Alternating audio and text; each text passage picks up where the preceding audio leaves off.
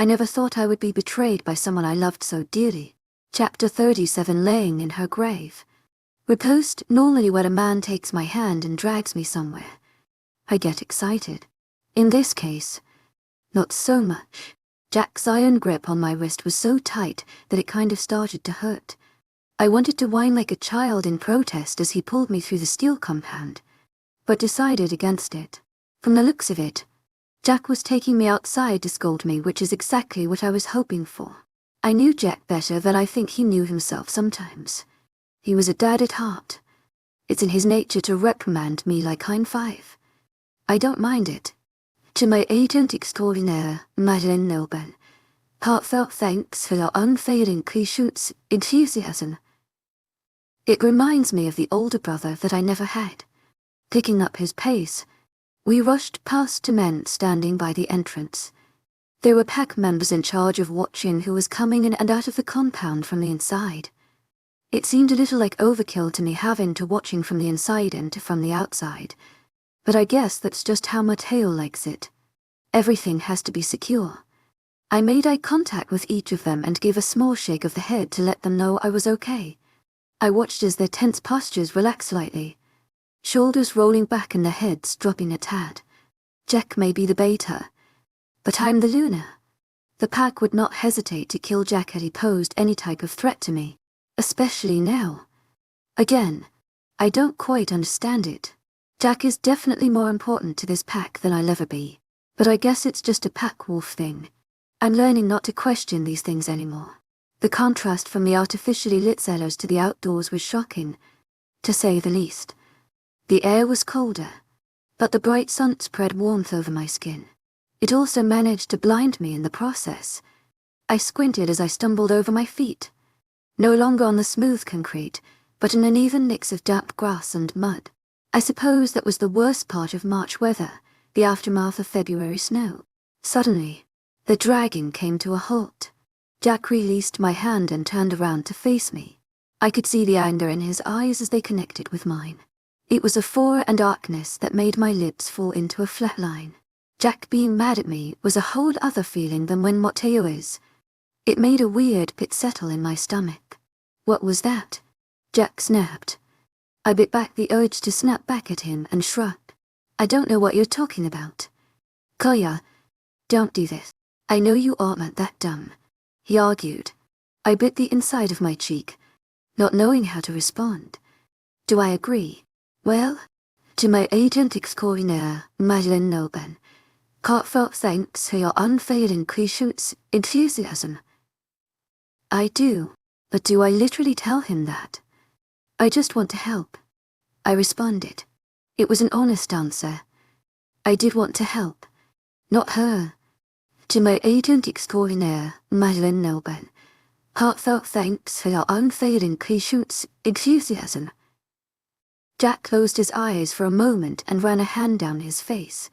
I could tell by the heavy sigh that he was already tired of this conversation.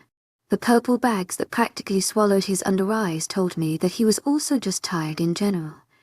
I reached out a hand, placing it comfortingly on his shoulder. Jack, I just want you to be happy.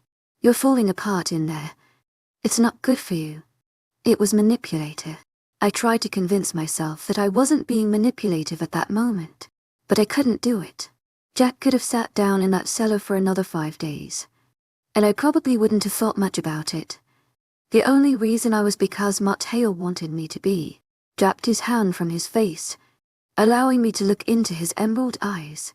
Once again, this time, I could see the pain in them. Anger had completely vanished, and all that remained were the remnants of a lost boy. I bit the inside of my lip to hold back the comment to say, "Suck it up, Jack. It's not that big of a deal." It was a big deal to him. To my agent extraordinaire, Madeleine Nilben, heartfelt thanks for your unfailing patience, enthusiasm. It's so much harder than I thought it would be, he admitted softly. I didn't respond, just gave an encouraging nod. She's everything to me, and I don't even know her. I hate it, wanting her in every way, but knowing that there's no way I ever can. I always knew Jack to be the most emotional out of Mateo. Daniela, he and I But I can't explain why it made my chest drop when a small tear slipped down his cheek. It felt like a brick had been dropped on my ribcage. I don't know what to do, I admitted. Daniela's words kept playing through my head. The more they did, the heavier the weight got. Taylor is a threat. She was sent to you on a mission to kill me, which gives her no right to ever see the light of day. But how can I say that when I've done worse and gotten away with it? That weight on my chest was not sadness or sympathy. That weight was guilt. And it was crushing me alive. There isn't anything. She dug her grave. Now, she has to sleep in it. Then, why are you trying to lay in it with her? Instantly regretting it as I watched the sadness drain from his face. It was replaced by nothing. Just a stoic expression. Almost like a mask. I would have rather him stayed looking like a lost puppy. At least, that Jack was readable. Because sometimes I forget that we were only allowed to lay in yours. The pain that seared through me at that moment felt like someone shot me at close range in the chest with a cannonball. It had enough force behind it that I took a step back as if it was going to lessen the blow. It didn't. I didn't have the time to respond before Jack pushed past me. I wanted to tell him to stop. To tell me that he didn't mean it. But I couldn't find the words to do so. My voice was caught in my throat to the point that it hurt to breathe. I don't know how long I stood there by myself before Matteo found me. It could have been hours for all I knew. But it probably was only 10 minutes at the most. I don't know how you managed that, but I just got the call that he's back. Matteo's cheery voice said from behind me. Usually, hearing him in such a happy mood would have made me smile. Not this time. I didn't respond. My hearing tuned in on the sound of his footsteps approaching me rather than what he was actually saying. To my agent extraordinaire, wildest, heartfelt thanks for your unfailing patience, enthusiasm. Again, nothing. However, I was very aware of Matteo's hand grasping my wrist. The same one that Jack had, to turn me around to face him. Immediately, his face softened. Kai, what? I didn't want to listen to what he had to say. I wasn't in the mood to answer all of his questions. I wasn't even in the mood to talk about anything that just happened. To avoid it all, I resorted to embracing Matteo instead. Burying my face into his chest, I squeezed myself against his body, which hardly had any effect on my mood. His arms wound themselves around me, pulling me impossibly closer, judging by the lack of conversation that was made. I knew Matteo got the hint that something just went incredibly wrong. The ride back was silent. I didn't have anything to say. I think Matteo was too nervous to ask the wrong thing. It was just a very tense situation. I didn't bother to eat lunch when we got back. My appetite had definitely vanished for the day. I went straight to bed. Again, Matteo didn't say anything. He just gave me a quick kiss on the forehead before I shut him out of our bedroom. I think he understood that I wanted to be alone. I didn't sleep very long. Maybe an hour. I growled lowly as I ripped the sheets off of me and stormed into the bathroom. I considered another shower. Maybe the hot water scorching my skin could distract me from what was happening. Probably not. So I scratched the idea. I found myself staring at myself in the mirror. It was the replacement for the one that I shattered the first time I woke up in Matteo's bed. Recalling the moment, I could practically feel the sharp edge of the broken piece of glass in my hand. Again, that same hand balled into a fist at my side. I was going to send that piece of glass in one fell swoop through Matteo's neck. If done right, it would have ended his life in seconds. My fingers twitched, tightening my fist even more than before. I could do it. Again, break the glass. It wouldn't be hard. I broke it with the toothbrush holder last time, but my fist would work just as well. I wouldn't leave my fist after I did it. To my agent extraordinaire, wildest, heartfelt thanks for your unfailing patience, enthusiasm. A simple punch to the center. The connection would shatter it instantly. Then, I could just end it. I don't think it would hurt. Adrenaline would take over, and I would only feel the aftermath for a moment. Just one fell swoop and I would never need to worry again. I would never need to do anything again. Dropping my gaze down to the fist at my side, I sucked on my bottom lip before forcing my fingers to relax. My eyes crawled back up to the mirror. They settled on my face that just happened to be dead center in the mirror. I clenched my fist again and raised it to the mirror. One fell swoop. I sighed deeply as I straightened my posture. And then it's over. No more worrying about my dad. About this tech. About Vindictor. Jack. My brother. Me. Matteo. Anything. No more running. No more hiding. No more fighting or trying to avoid what I started. No more anything. My fist trembled from how hard I was clenching it. I could feel my nails digging into the skin of my palm, and I was curious if it was drawing blood at that point. With another sigh, I closed my eyes thinking about my knuckles connecting with my own reflection. It wouldn't hurt, would it? I've punched glass before. It never hurt in the moment, but it always did later. I'd never punched glass and wound up not digging it out of my knuckles after. This time there wouldn't be a later. To my agent extraordinaire, Madeleine Nobel, heartfelt thanks for your unfailing patience, enthusiasm. I scrunched my face up in anger. Just do it. I snapped internally. It's the least you could do. End it. And make everyone happier. But I couldn't. I didn't want to. What would Matteo do? I couldn't stand the idea of him following my lead. Or what if he didn't care? No. He would care. Too much. Loosening my fist, I forced the weakest smile I could possibly muster and threw up a peace sign. You're fine. Get over yourself.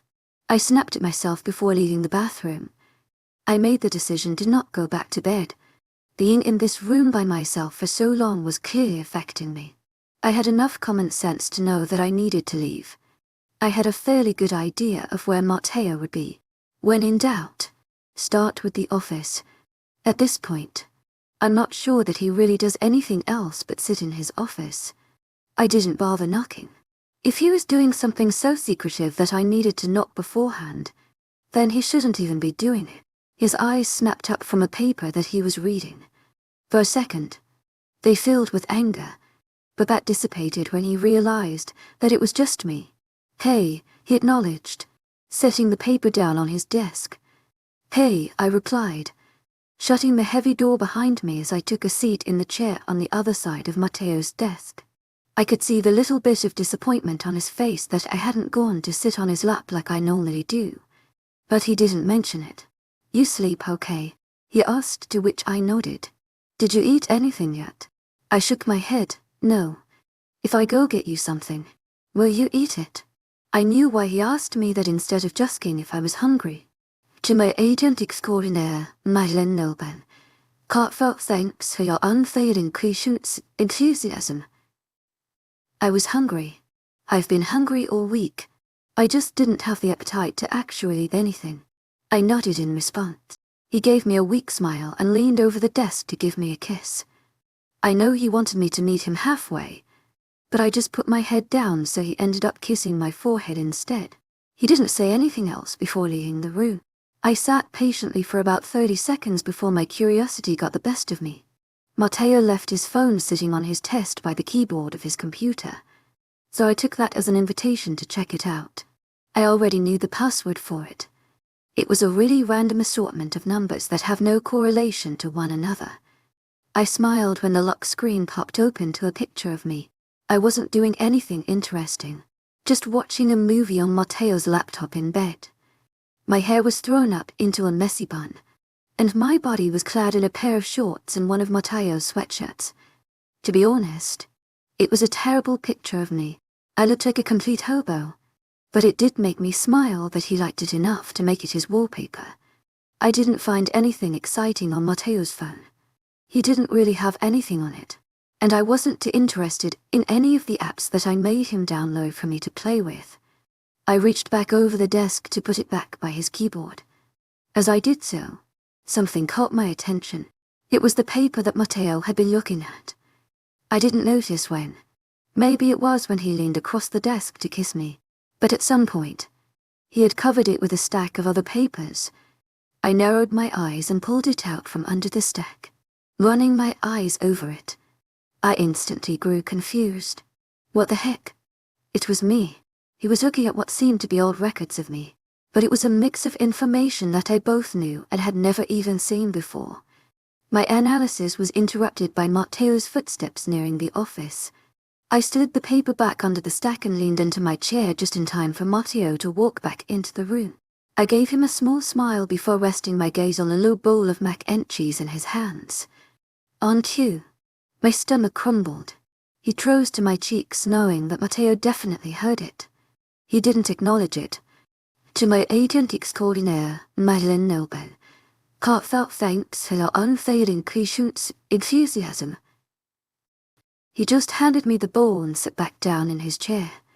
Digging the fork into the noodles, I picked up a couple and shoved them into my mouth. I didn't realize how hungry I had been until the cheese hit my taste buds. I could have literally moaned. "Thank you," I said genuinely. He really didn't need to take care of me, but he always did. I was grateful for that. It was something I never got beforehand. "I got that the other day because you said you didn't really like the other kind," he explained, pointing to the mac and cheese. I couldn't help but laugh. I still would have eaten the other stuff. I muttered as I took another bite. He shook his head. "I know. That's why I didn't ask." I shook my head and stuffed another fork, full into my mouth. "Do I ask about the paper? I mean, he could have just been curious about me, but I don't even know where any of that came from. There was information on there that I couldn't even have told him. I think even my blood type was on there. Jack really doesn't like me right now." I mumbled, playing with the noodles in my bowl. I saw relief wash over Matteo's face at the mention of what happened this morning. I could tell that he didn't want to be the one to bring it up. I was very grateful for that. "I know. What if the guards overheard everything and told me?" Matteo admitted. I sighed and leaned back into my seat with my arms crossed over my chest. A part of me was annoyed that one of those guards was eavesdropping on our conversation, but another part of me was happy that I didn't have to retell the story. "I told you it was a bad idea. That stupid Taylor bitch has him all sorts of FKE up. I didn't think I said anything of importance, but I guess Matteo did." He froze, which confused me. He looked like I told him I just birthed a child. "What?" He repeated in what sounded like disbelief. "Yeah, that's her name. Taylor F. Kinver-Raider." I mocked, recalling exactly how she said it. "So hostile. Why is it so important?" "It's just a name." "It's not just a name. Kaye, that's leverage," Matteo said, doing little to explain. His attention turned to his computer and began typing wildly. "Leverage." Hoping to get more answers out of him. Yes, what a joke. I couldn't have smacked him for being so short if he didn't seem so seriously into what he was doing. Matteo continued searching for what felt like 10 minutes as I awkwardly ate the rest of my mac and cheese. I couldn't help but wonder if he was finding all of her information the same way they found mine. I wanted to ask, but didn't think that it was the right time to admit that I was snooping around on his desk. I was on my last bite when Matteo's typing turned to silence. Well, that's not what I was expecting. I stuck the last bite in my mouth as his body leaned back in his chair. He looked both confused and irritated. I asked through my mouthful of macaroni and cheese. "She's not from Vindicta. She's one of Baron's." This was something I didn't expect. To say that I was shocked was a bit of an understatement. I'd always secretly hoped Baron wasn't actually siding with Adrian. I hoped that he was just trying to annoy Matteo. It sounds ridiculous, but I really thought we were closer than that. I guess that's out the window now. "To my agent extraordinaire, Madeleine Nobel. Heartfelt thanks for your unfailing patience, enthusiasm." Why is Barton sending over people too? They're just allies. We aren't at war with him. Allies were common when it came to situations like these when two packs were in a disagreement that could turn violent. Allies weren't super involved in the cat-and-mouse game. "To my agent extraordinaire, Madeleine Nobel.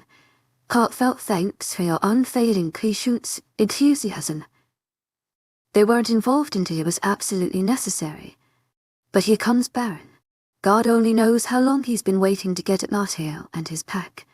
Matteo opened his mouth to speak but was cut off by the violent ringing of his cell phone. He growled lowly. looking down at the rectangular device as it shook.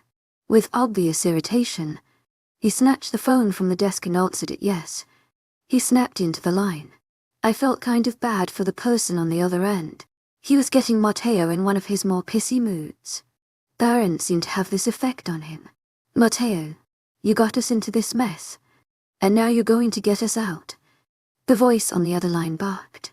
It wasn't difficult for me to hear them. They were talking quite loud, which led me to assume that they really were not happy.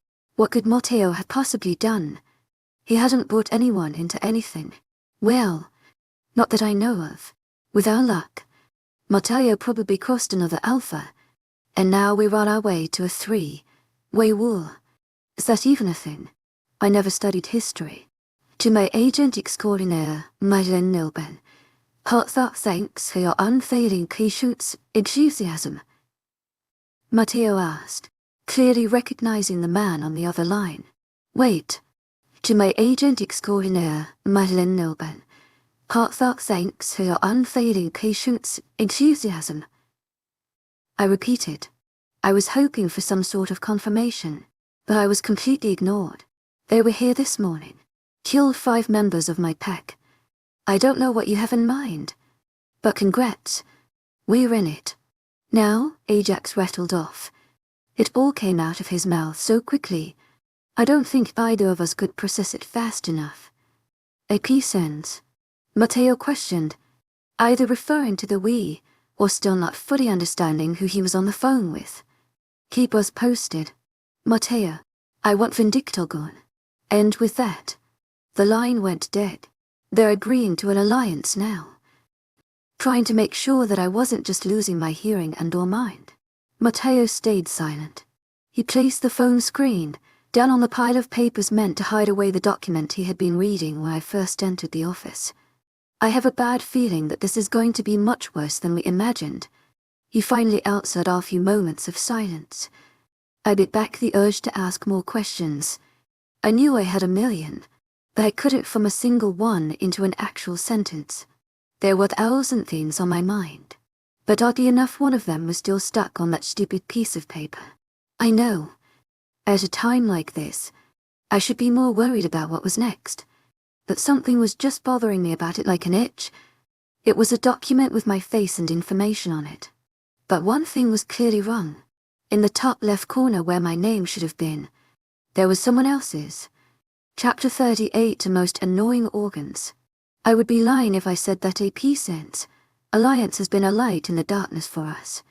After CS PAC members began to take up temporary residence amid the western areas of AP Sense territory, the situation only seemed to go from bad to worse.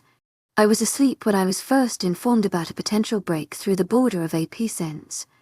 The group of 7 only made it half a mile into Ajax's territory before 2 of them were seen, leaving the other 5 to make it back over the other side of the border.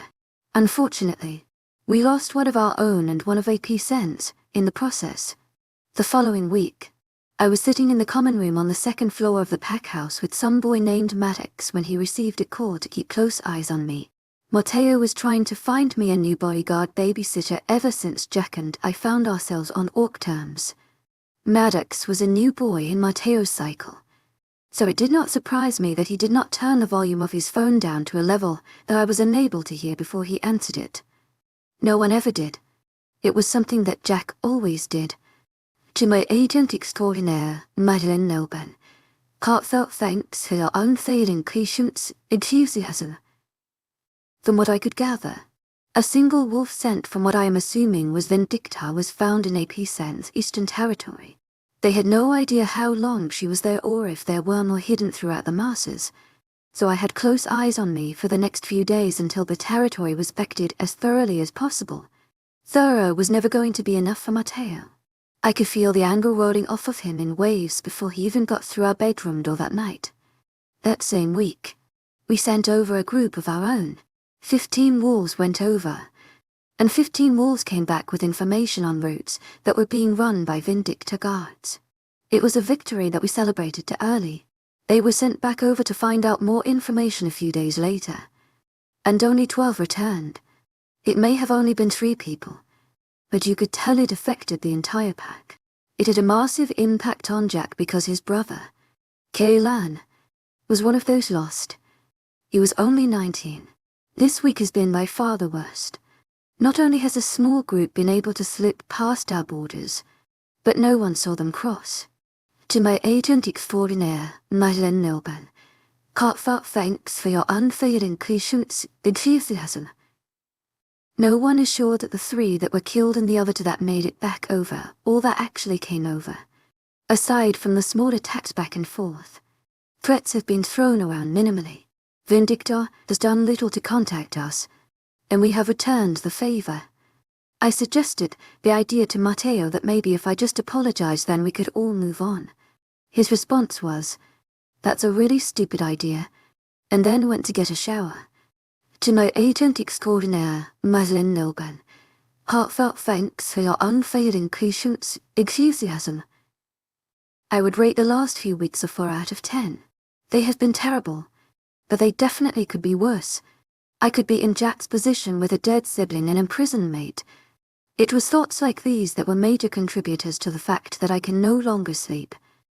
In turn, get up, get a drink, lay back down, get up and pee, lay back down, stare at the ceiling, and repeat. I was currently on a stare at the ceiling, part of my sleep cycle when my thirst spiked. I contemplated pretending like it wasn't there, but figured I ought to just acknowledge it and get up then instead of waiting another 20 minutes. Matteo was rolled away from me in the other direction, so getting out of bed was easy. I slipped out of the room without a peep of protest from him, just like I did the other 3 times that night. The pack house was much different at night. During the day, the halls were buzzing with people of what seemed to be all ages. The kitchens always had at least one person stuffing their face with either chips or a bowl of cereal, and the common areas are filled with conversations from friends. At night, the building is nothing but a desolate maze of hallways and closed doors. The kitchen was empty just like it had been the last 3 times I was in it. Yanking open the refrigerator door, I looked around the shelves before grabbing the half-drunken water bottle that I had been working on. Downing the rest of the bottle, I tossed the empty plastic in the garbage can and began to pace the floor. I just want to freaking sleep, I grunted, feeling the weight of my eyelids as they drooped over my vision. It was the kind of heavy, tired feeling that makes you want to lay down and cry. Every part of me was aching for just a few minutes of sleep, but my mind ran rampant with thoughts that made my stomach churn. I found the smallest bit of solace against the far wall of the kitchen. I sank down against it until my butt hit the cold floor. The palms of my hands rested on the white tile, bringing back a familiar feeling that I was trying not to remember. I retracted my hands quickly as if they had been burned and placed them in my lap. My head lazily hung back, tapping the wall in the process, with my eyes closed. It was so silent that I could hear my heartbeat in my ears. Drawing in a deep breath out of a mixture of sleepslands and my eyes snapped open and found the window above the kitchen sink. To my low angle on the floor, all that I could see were the tops of trees and a dark sky. A wave of longing pangged my heart that caused the rest of my body to shiver in response. I was aware that being outside was not nearly as safe as staying in the pack house, but I couldn't deny that there wasn't a single part of me that wanted to stay in there. Ignoring the feeling in my gut that Matteo could wake up and be beyond livid for going outside alone at night, I pushed myself up from the floor on unsteady legs and walked to the front door. Opening the door to be greeted by the cold air of night, I could instantly note the effect it had on me. Any worry that I had about Matteo coming down to find me like a pissed-off father who owns a shotgun dissipated, and all that I wanted to do at that moment was take a fat nap on the porch swing. Was it my brightest idea? No, not a chance. Did I care?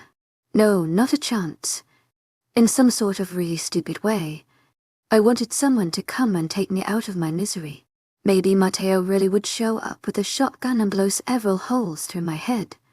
Would I complain? No, not a chance. The porch swing bounced slightly in response to my weight. Something that I would normally not find very comfortable felt like a mattress sent from Jesus at moment.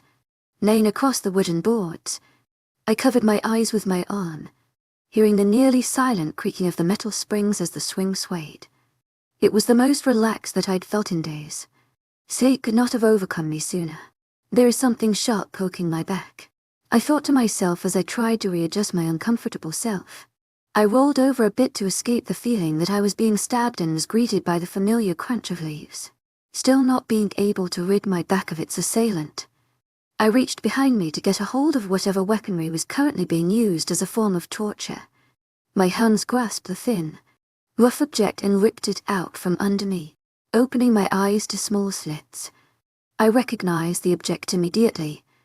A stupid stick. Wait, a F King's stick. Out of instinct, I sat up, now wide awake, grasping the small stick like a baseball bat.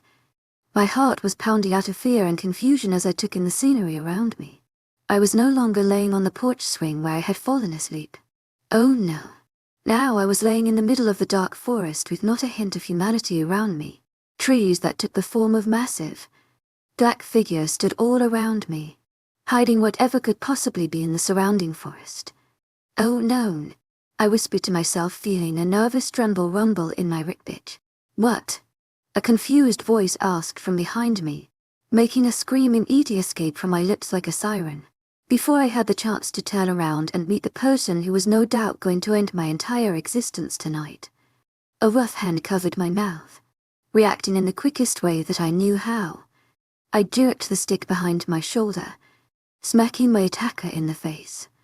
Oh, he hissed, his grip on my mouth loose and allowing me to take hold of his wrist with both hands and flip him over my shoulder.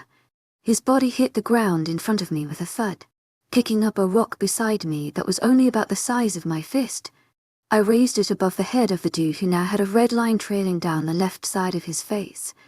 Wait, listen to me, he pleaded, raising his hands up in surrender. Listen, I shouted in disbelief. What is there to listen to? You psycho. No. Listen to me, my voice. Koya. Yeah? I was squeezing the rock in my hand with so much force that my hands started to tremble. I know a lot of people.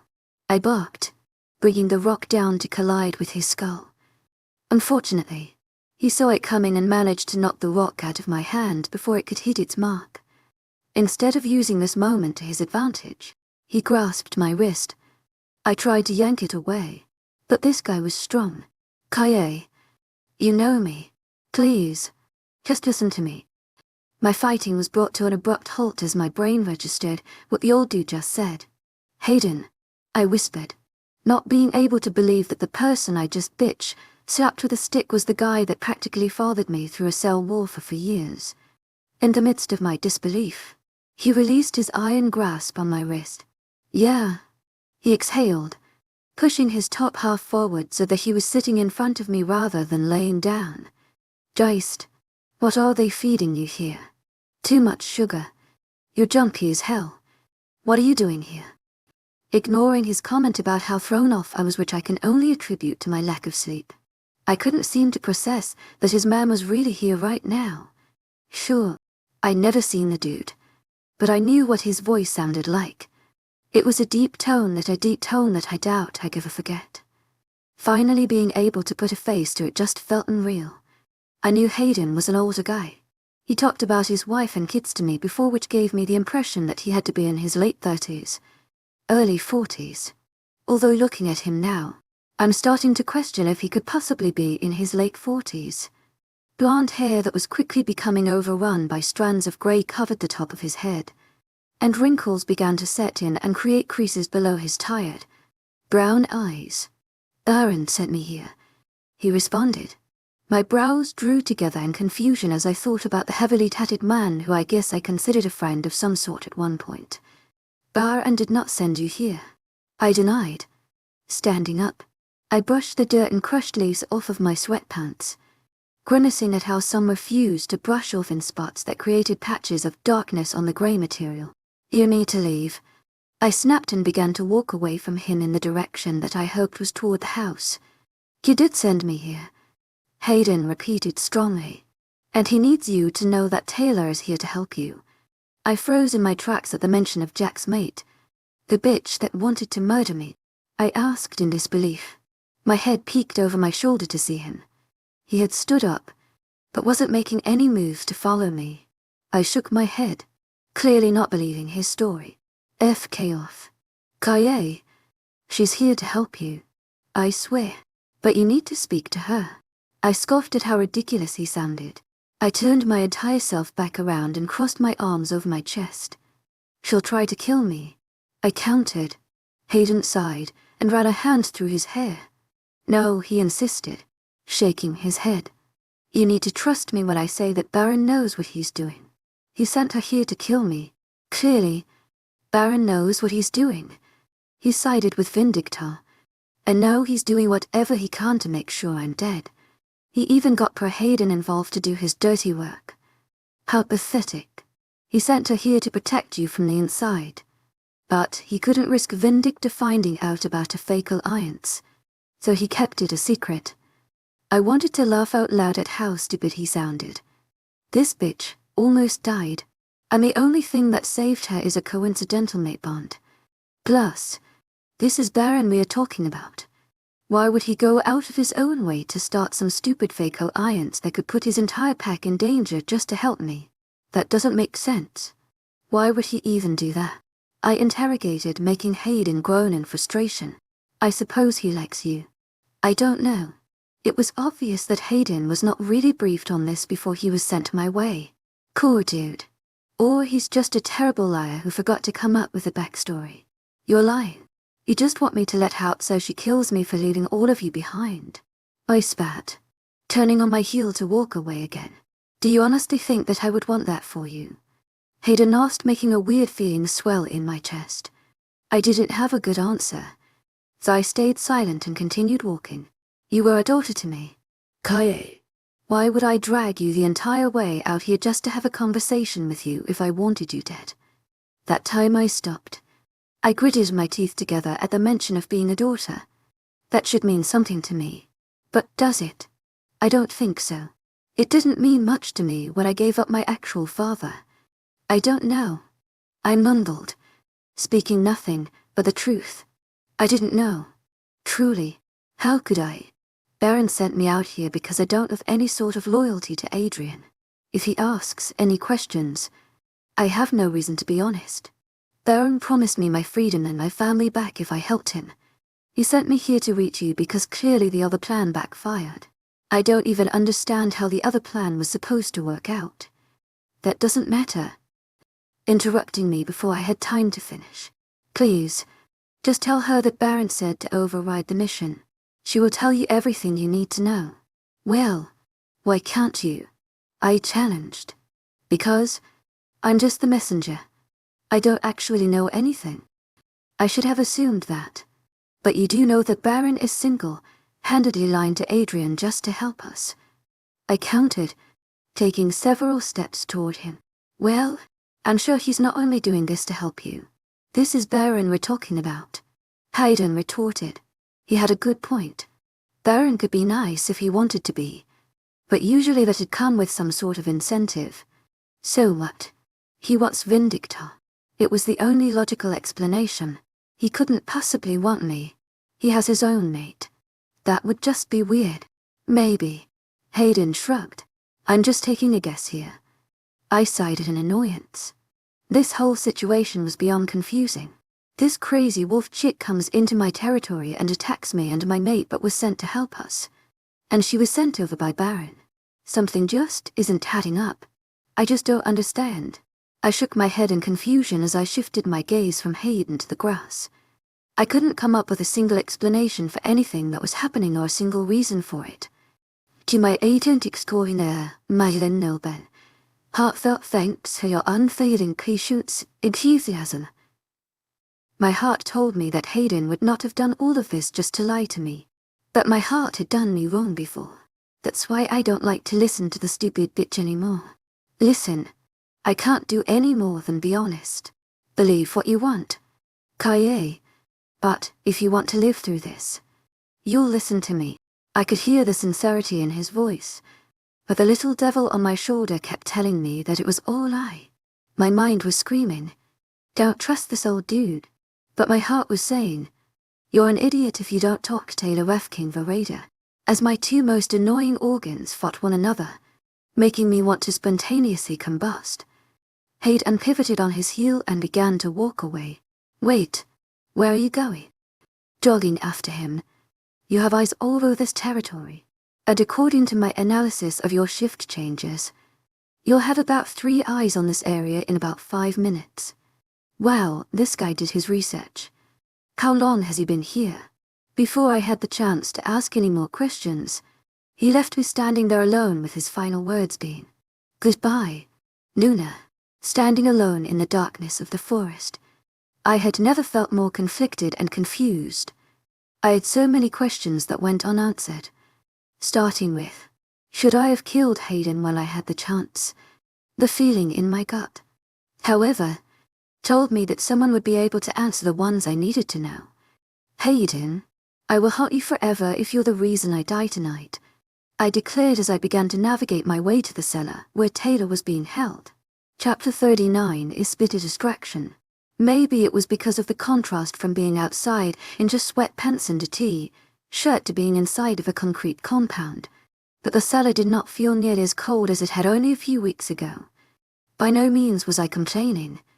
It was just odd, the constant feeling of eyes following my every move as I moved quickly through the complex. However, it sent a chill down my spine that I was not willing to acknowledge. It took more than a few kind words to convince the guards at the entrance to let me in, especially because they had strict orders to not let me into the cellar unless otherwise stated by Matteo. The last time I was allowed inside was when Jack and I had our little spat. That was also the last time that I actually wanted to venture inside of it. I've been keeping my space recently. After threatening to send the guards and the families on a nice long vacation in unmarked territory, they agreed to let me in. The downside of it was that I was under heavy watch to make sure I left this stupid hellhole in one untouched piece. I couldn't help but grumble under my breath about how difficult Matteo's stupid minions were making this. Finally entering the correct block, I felt the weight of the world sink on my shoulders. I could not shake the feeling that maybe I should have just gone back to bed and spoke to Matteo about what happened with Hayden in the morning. Nevertheless, I did my best to brush the feeling away and continued my march down the cold hallway. I'd only been to Taylor's cell once, but somehow I knew exactly where to go. The familiar crack in the concrete being illuminated by the fluorescent lights that hung from the ceilings of the hall alerted me that her cell was only steps away. Making those final few steps, I turned to face the girl slumped against the far wall. Chains still enclosed around her wrist continued to delay her much free movement. And by the look on her face and the way her body seemed to be growing smaller, it was taking a bit of a toll. Not the person I expected to see right now. Tay laughed humorlessly. Her voice sounded so dry that it seemed painful. Does override your mission mean anything to you? My blunt question clearly took her by surprise. Her jaw dropped slightly, and her brown eyes widened for a moment. She quickly recovered, snapping her mouth shut and glancing toward the floor. "Who told you?" she asked carefully, raising her eyes up to meet mine. I knew what she was doing because I was hoping to do the same. She was looking for any signs that I could be lying. "An old friend that was sent over here," I stated calmly. I could see the gears turning in her head as she thought of her next response. "So Baron." Her tone was cautious. She was clearly playing the field blind right now. I wondered how thrown off she would be if I said, "No, but didn't test it, yes." I responded honestly, but I couldn't hide the confusion behind my words. I spoke before I had the chance to make sure my tone matched my attitude. Her eyes continued searching mine for what felt like minutes. But, in reality, it had only been seconds. They shifted from one eye to the next before she removed her gaze completely, returning it to the floor. Her head tilted downward only the slightest fraction that I almost missed it. It was the smallest gesture that could have been offered, but it was still a submission. Something in my big head told me that this was a good sign. "Was it Hayden?" Taylor asked softly. I drew my brows together in confusion. How did she know? Sensing my confusion before I even had the chance to verbalize it, she answered the question. Baron knew this plan was risky, so he planned to send Hayden over if he didn't hear from me. Why Hayden? I couldn't stop my curiosity from overtaking my mouth. The moment the words left my lips, I cursed myself for asking stupid questions instead of the right ones.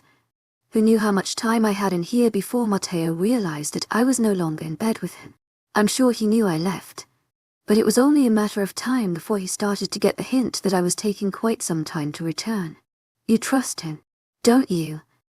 Giving me a pointed look. I had a good idea that Baron did a fair amount of snooping around Vindicta cells to see who I had seemingly strong ties with. Plus, he's a rogue wolf. He has experience with the sneaking around kind of shit. Not really the biggest loss if he couldn't pull through. To my agent extraordinaire, wildest, heartfelt thanks for your unfading patience, enthusiasm. If you know what I mean. Yeah, I did know what she meant. I never knew what Hayden did to get locked up in Vindicta, but it had to be something bad enough to stick him down there with Dallas and me. I would use rogue wolves to my advantage too if I had to play it safe, especially if one of them had a reason to stay loyal. However, it made my blood boil a bit that Baron only saw Hayden as some sort of replaceable piece of messaging equipment, that if he died, no one would bat an eye. So why didn't you admit it? That you weren't here to actually kill me? Beginning my interrogation of all the things that didn't make a single ounce of sense to me. She sighed tiredly and rolled her head back, tapping the wall behind her. It wasn't in the orders. I came over here knowing what I was getting myself into, and I was strictly told not to let anything slip until instructed. So I began, trying to piece together the nonsense she was spewing. You willingly came over here knowing that you could die, and then possibly spend forever in a cell if you were lucky enough to make it out alive. She seemed contemplative for a moment before she nodded. You only survived because of the coincidence that my beta is your mate. Any sane person would have known that your ass would have been dead in any other scenario. I was on your territory before. I knew he was my mate, and I knew he would be there to stop anything before it would go too far. She admitted. I pursed my lips as I took in the new information. This bitch was on our land before. Undetected. So you knew Jack would stop Matteo from killing you. But what the hell was the big plan from there? Did Baron really think Jack was just going to betray his alpha and release you? Clearly, he's not dumb enough to believe Matteo would just have the heart to outright roam our grounds freely after your stunt. Sighing, Taylor ran a tired hand over her face. The dirt that had been collecting over the past few weeks on her fingers left trails on her cheeks. Jack was supposed to help me gain trust. She began. Her line of sight connected with mine and, surprisingly, made me feel less uneasy. Through him, I was supposed to earn your favor and Matteo's. Alpha Mendax noted how Matteo would occasionally bend to your wishes. We hoped that you would request my freedom, and I would be able to help you fight Vindicta from the inside without having to admit any ties with Uaru. That way, there would be no suspicions or rumors. The less people to know the better. I would receive word from Baron that would help you without creating any loose ends. Taylor finished. I couldn't stop the frown from replacing my generally plain expression. It was a pretty good plan, but we kind of FKE'd it up. It made me want to laugh out loud at the idea that Baron had been on our side this entire time. The one person that Matteo couldn't stand the absolute most was putting himself in an extremely compromising situation to help us help me. A weird little giddy feeling swelled in my chest as I thought about it. There was a part of me that never could fully grasp why Baron would turn his back on me, and I was happy that it wasn't just me being stupid. I just don't get why. I thought out loud. Why would he go through all of this just to help me? He doesn't even know me.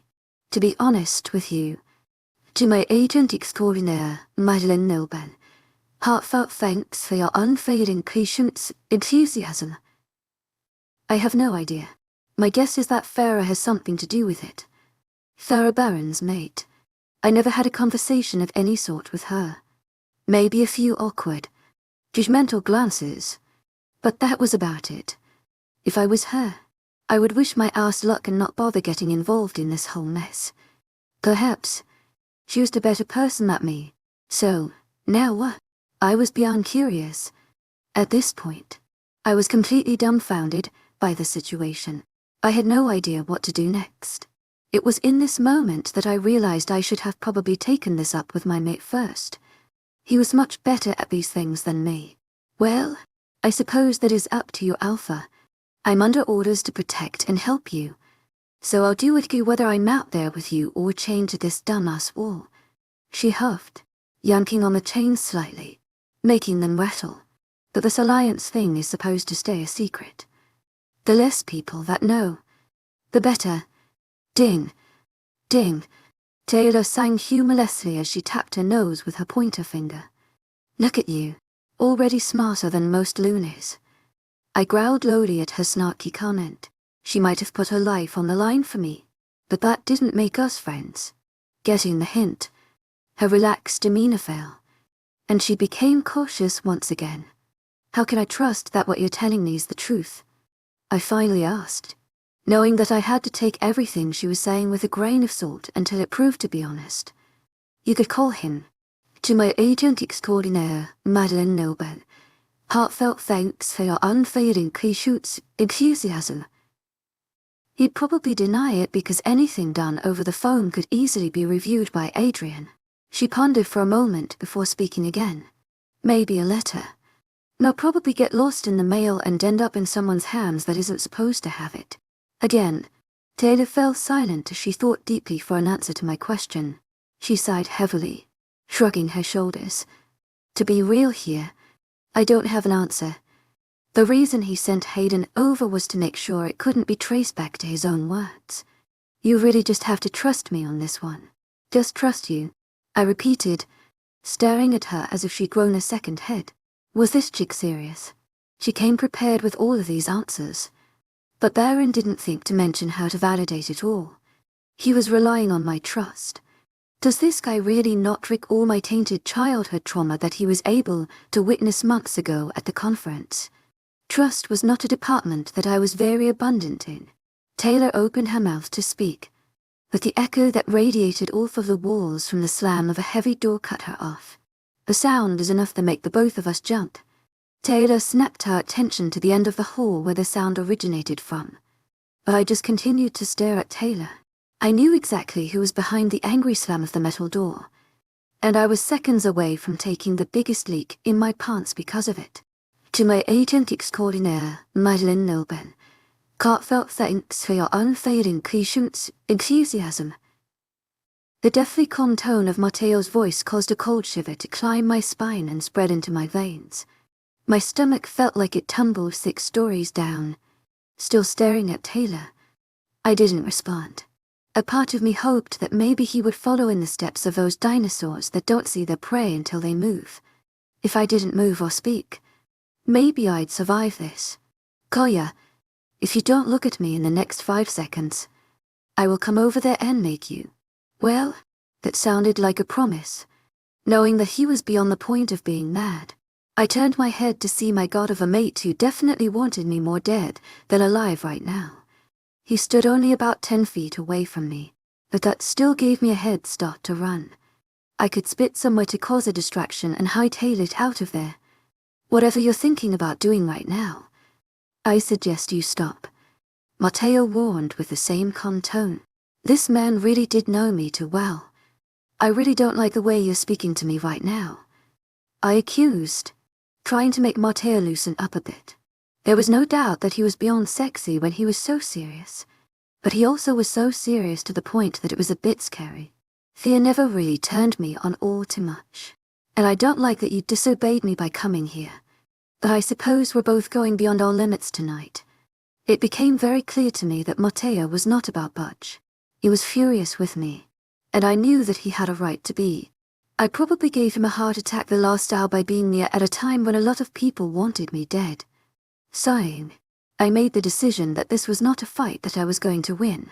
With a final look at Taylor and sending her a single nod, I did my best to put on the strongest face I could as I walked up to Matteo. He peered down at me with anger filling his eyes, making me feel like a little kid who was about to get a lecture. I would like to go to bed and have this fight in the morning when you hate me less, I admitted with a blank stare. I do not hate you, Matteo barked. I rolled my eyes. I knew that's the part he would focus on. Then, can we talk about this in the morning? Matteo did not respond. He snatched my hand and held it tightly in his own as he dragged me down the hall and out of the building. I didn't lose. But I definitely wasn't winning either. I had a strong feeling that one of the guards called and ratted me out. Matteo had driven to the compound, and I had a hard time seeing him doing that if he actually was going on a crazed manhunt looking for me with no direction. I was happy that I didn't have to walk back to the pack house. To my agent extraordinaire, wildest, heartfelt thanks for your unfailing patience, enthusiasm. Truthfully, I was tired as hell and could have slept peacefully on a roller coaster at that point. My tired state made the awkward, angry tension in the car more bearable, but it still made me want to hurl myself through the windshield. Matteo didn't really acknowledge me until we were back in our room, and by acknowledge I mean that he tossed me a new shirt and new pants to wear to bed. I got them on without arguing. I was going to get new clothes anyway because of the soil that continued to cling to the material in patches. I kind of wish Matteo would have tried to argue again. Staying in silence with him felt worse than shouting. I climbed into bed and pulled the cover over me. I contemplated suffocating myself with the pillow to escape the situation but decided against it. I was trying to be less childish. Without a word, Matteo climbed into bed behind me. It warmed my heart when he still cuddled me from behind. His arms wrapped around my torso and crushed me to him. I smiled to myself and sighed, feeling safe. Matteo. Nothing. Matteo. Nothing. Matteo. Again. He didn't say anything. I knew there was no way he had fallen asleep. I could feel his breathing on the back of my neck and could easily recognize that it wasn't as slow and steady as when he sleeps.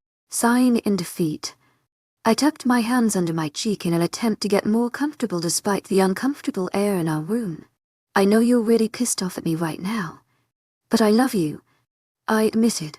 Half of me was telling him that because I was trying to guilt him into responding, but the other half was using it as an apology. Moments passed, and a heavy feeling settled on my chest knowing that he wasn't going to respond. I closed my eyes trying to ignore the crushing pain. I love you. Too, he finally responded after I'd lost all hope. Again. That calmed my nerves enough to put me to sleep. Chapter 40. Let's decorate the prison. I felt the warmth of the sun resting on my face before I saw it. It was a comforting heat that just grazed over my skin, giving me a similar sensation to the little shivers I felt when Matteo touched me. It made me want to wake up and not contemplate ending my own life to escape my very unfortunate situation for once. However, the light is not what woke me up. The soft touch of a thumb running across my pouted bottom licked it. It was a simple gesture, but it had sparks shooting all the way from my mouth to my stomach. My eyes fluttered open to see the man who was acting much calmer than I could have ever anticipated. I expected to be woken up by a shouting match, so waking up to my mate being amused simply by my sleeping self was fine by me. To my agent extraordinaire, wildest, heartfelt thanks for your unfailing patience, enthusiasm. It did make me worried that this was the calm before his storm. I'm so upset with you, but I'm so in love with you. It's very troublesome, Matteo admitted, turning my tired pout into a frown. I want to scream at you for being so reckless, but I hate raising my voice at you and making you upset. I simply do not know how to explain to you how much I hated what you did last night and how angry I am that you did it. Well, that worked, I muttered, feeling the heavy weight of guilt fall on my shoulders. I could hear the genuine disappointment in his tone and how he was strategically piecing his words together to make sentences that would cut me like a knife but not kill me. This was a side of Matteo that I'd slowly begun to recognize after he flew off the rails during our last major fight. The image of me sitting terrified in our shower surely was an image that was burned into his conscience. I was just glad Matteo was man enough to not repeat his mistakes. Well, not all of them. Minor, inconvenient fights now ended with Matteo simply stating his opinion and not bringing it up again.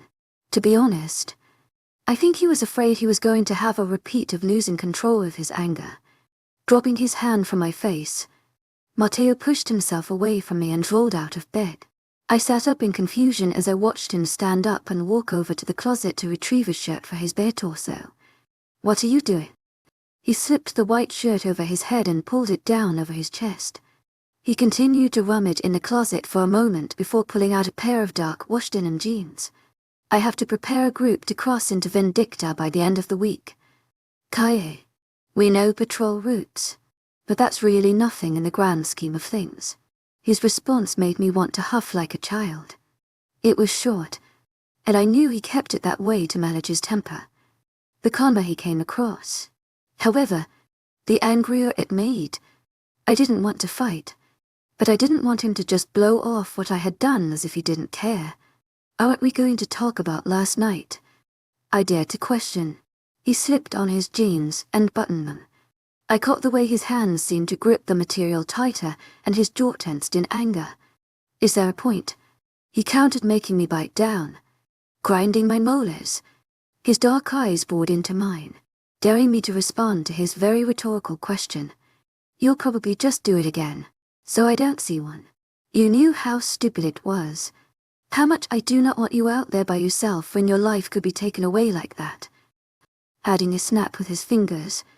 But you did it anyway.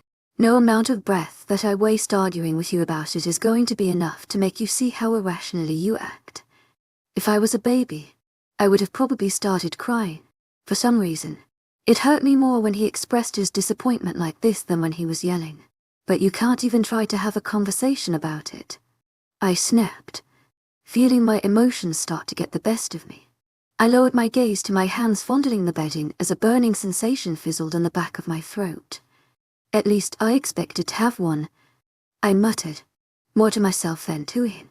It was odd to think that I, of all people, wanted to talk about something I had done wrong. Usually, that was Matteo's thing, and I couldn't help but feel like we had switched places. I could see Matteo move over to me out of the corner of my eye. He towered over me before leaning over the side of the bed to get in my face. I gulped, remembering how close he'd gotten in my face the last time we fought. His hand grasped my chin and forced me to look up at him. His face remained calm, but his eyes were giving away his anger. Why were you there? Why did I have to wake up and call every single wolf running the border to make sure that no wolves had slipped in unnoticed? Do you want to talk about the man that shared a few words with you? Because I can promise you that he is never stepping foot on this land. Met him on the way over to find you. Fun pit stop. He chuckled humorlessly. What the F, K, were you thinking?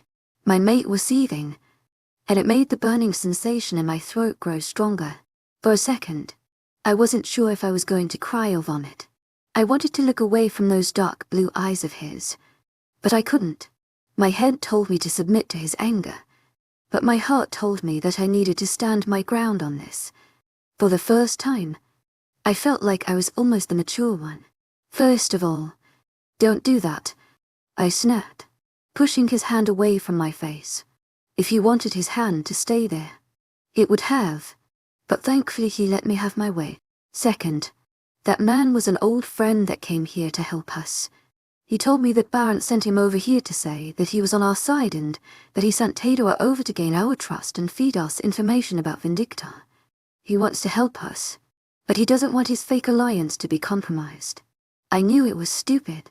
You don't have to remind me, but I was trying to do the right thing. So, I went to talk to her myself because Hayden came to me. Not to you. Barent sent him to me. My words were like venom, and I had a feeling Matteo could taste them. I wanted him to choke on them. What was I thinking? God, I hope this isn't a big F-kin lie. Matteo stood speechless in front of me. The fire in his eyes had cooled down to a smolder, and his tense jaw was now slack. He was contemplating what I had said, the truth of it, and what the odds were of it being all one big lie. I assumed. I see your point, Kai, but I still wish you would have come to me first before going to the prison. I narrowed my eyes at Matteo's stupid argument. To my agent extraordinaire, Madeleine Nobel, heartfelt thanks for your unfailing patience, enthusiasm. You wish I would have, but I didn't need to. Baron came to me for a reason, and you know that reason. You would have just called Hayden's message one big hoax and thrown him in a cell. I crossed my arms and shot him a judgmental glare.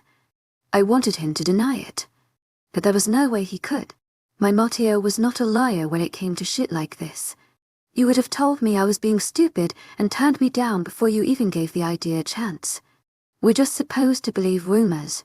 Now are we becoming that desperate? Matteo's voice was no longer full of anger.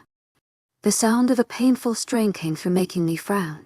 It was foreign to see Matteo become so bothered. I sighed deeply, biting the inside of my bottom lip. Were we that desperate? I was, and judging by the look on Matteo's face, he was getting there. The safety of his mate and his pack were both at stake.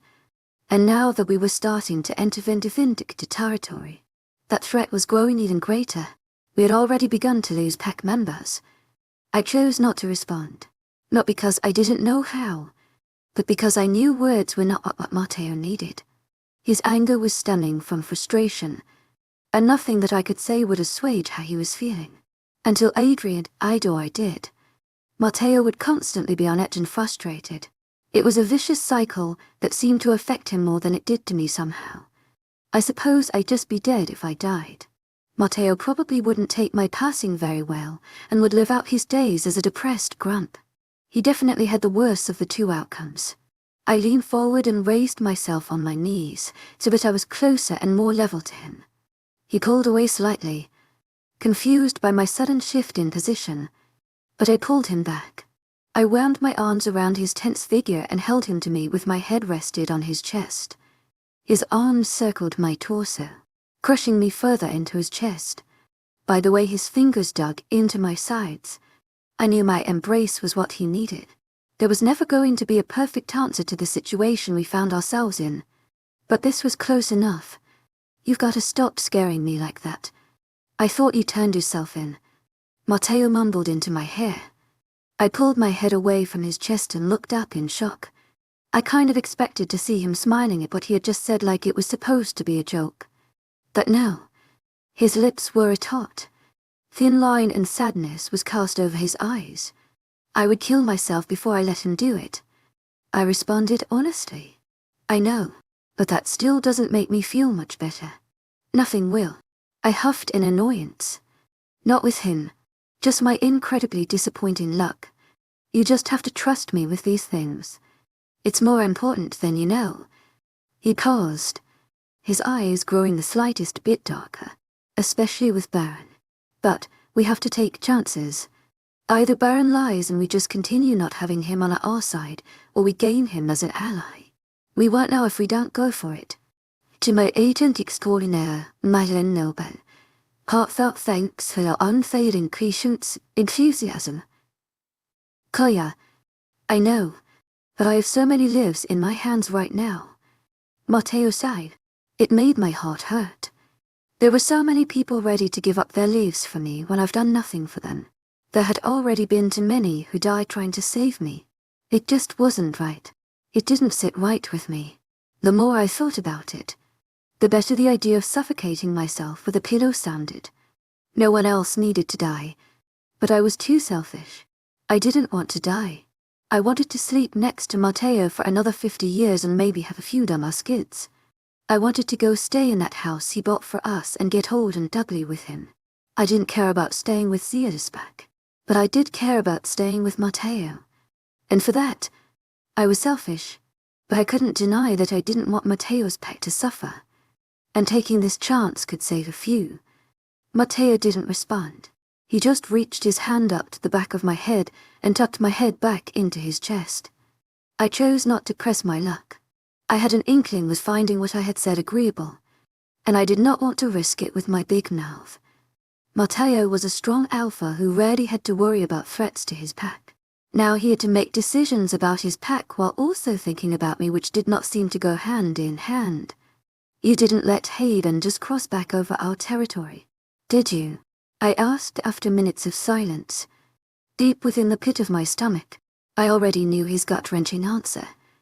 Nonetheless, I needed to know from him no. He wasted no time responding, nor did he seem very sorry. My frown deepened as I thought about the man who could have easily replaced my father for all that he's done for me. I didn't need to ask if Hayden was in a cell. I knew he wasn't. Sensing my shift in mood, Matteo rubbed small circles on my lower back as if it was going to magically make Hayden's murder disappear from my mind. A pesky little tear slipped from my right eye. but I was quick to wipe it away. I'm sure that Matteo knew what I'd done, but he wasn't going to draw attention to it. If he would have made even the slightest comment about me crying, I would have knocked out one of his teeth. Honestly, I couldn't quite pinpoint why I was crying. Hayden, one of the only friends that I'd ever had, was just murdered by the man I loved.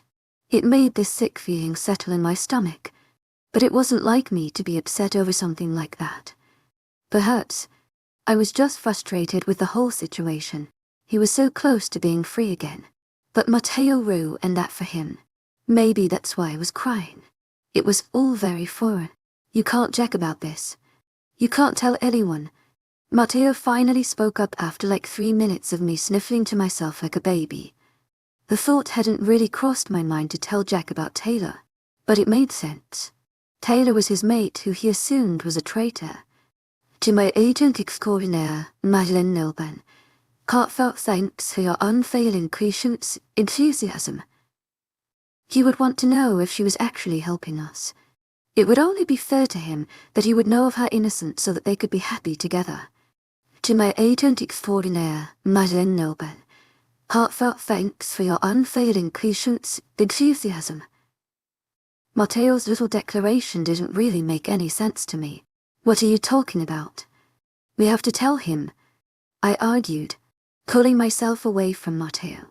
His eyes watched me closely as he calculated my next move. If she's not lying, then it would just put her and Baron in more danger of being exposed. People talk. It isn't a secret that Jack's mate is locked up for trying to come after you. But she's here to help us. I argued. He had a point strategically, but morally I was questioning it. Well, if she really means it, then she can prove her loyalty behind bars. I can't take that much of a risk with you. I bit down hard. I could tell he was being absolutely genuine, and it made me swallow back a gulp that felt like a golf ball. And the pack, I corrected. Yeah, that too. His tone was dismissive, and it made a weird feeling settle in the pit of my stomach. It felt wrong for Matteo to put anything before his pack, let alone me. Not wanting to comment on his odd behavior, I rested my head tiredly on his chest. I just want him to be happy. He doesn't deserve any of this. I sighed sadly, trying to change the subject. He and I both knew I was talking about Jack. Matteo's hand rubbed a soothing pattern over my back. Well, why don't you go talk to him? Because I think he'd rather see me dead. I deadpanned in, making Matteo scoff. I'm sure he doesn't. I know you make him happy. He needs you right now. I rolled my eyes at how stupid what he said just sounded. He needs a Luna. I chuckled bitterly. Jack needed a person who would hold him and tell him everything was going to be okay. Someone with a plan. He needed someone that I was clearly not on a pack-wolf level. He needs a friend. I scrunched my brows together. To my agent extraordinaire, Madeleine Nilban, heartfelt thanks for your unfailing patience, enthusiasm. Jack didn't need a friend. Daniela needed a friend. Jack needed a miracle. Fine. To my agent extraordinaire, Madeleine Nilban, heartfelt thanks for your unfailing patience, enthusiasm. I wasn't convinced that I was the key to Jack's happiness, but if Matteo thought it was best, then I believe him. We enjoyed each other's company for a few more minutes before Matteo decided he had to leave. He finished getting ready, gave me a quick kiss, and left to wherever it was he needed to be. I really didn't want to go talk to Jack, but I knew I needed to. I felt obligated to. I'm sure if the roles were reversed, he would put his own petty feelings aside and speak to me. I got ready for the day so that I looked a little more human and a little less like a troll and went in search of Jack. It wasn't difficult. There were like for places that I knew Jack would be, the weight room, or the cellar. I suggested that Matteo not put Jack on patrols the past week to give him a bit of time to cope with the death of his brother. Thankfully, Matteo listened, so I didn't have to do an entire sweep of our central pack grounds. I checked his room first. I contemplated how rude it would be if I just barged in after knocking without any response, but settled on the reasoning that I was the Luna, so it was fine. Unfortunately, I opened the door to an empty room. I did the same with his office. I didn't go in there often because Jack didn't really like being in there. He always told me that he preferred doing his work in his room. Again, it was vacant. The weight room had the same result as the other two. So all of my money was being bet on the cellar. I had a pretty good idea exactly what cell block he'd be in. As well, I was thrown off by a few things upon arriving at the prison. There wasn't anyone guarding the door. The only explanation I could think of was because they were either on a shift change or they were inside. Secondly, I was under the impression that Matteo wasn't going to be here. Nevertheless, there stood his car, parked on the makeshift, grave-lit road. Entering the prison was beyond easy. I didn't have to threaten anyone or make up a lie or excuse. I just walked right in. It was the same on the inside as it always had been, but I didn't expect much of a change. I'm sure Matteo wouldn't be too fond of his pack members decorating the compound. Making my way down to the cell block housing Taylor, I expected to hear Jack's voice or possibly just silence. However, I was met with something much more interesting. "What did you tell her?" the deep baritone of Matteo's voice demanded, making me stop in my tracks before I had the chance to round the final corner. What she asked, Taylor responded, causing Matteo to growl lowly. My jaw dropped a bit in shock and confusion as I contemplated why Matteo would be down here. He was probably just curious as to what we talked about the night before. That made sense. She doesn't know. Taylor's words came out hurriedly as if her life depended on it. Knowing Matteo's temper, it probably did. Her statement furthered my confusion. So now there's something they both know that I don't. "I should kill you just to make a f***ing point to him," Matteo snarled. The irritation in his voice seeped into my skin and drew out goosebumps. "Alphane's easy, eh? Please." Her pleading was cut short by another low snarl. Silence settled throughout the concrete facility, and I held my breath for fear that Matteo was going to hear me. This was clearly a conversation that I was not supposed to be hearing. "I won't tell her," Taylor promised softly. My teeth clenched together in irritation. What was I not supposed to know? What did my mate do with this bitch? "It's better that she just doesn't know," Matteo concluded. I could feel anger swelling within me. It made the back of my throat dry and my hands shake. I could have spit, I was so irritated, but my trembling lip caught in between my teeth stopped me. I was a secret keeper. No doubt.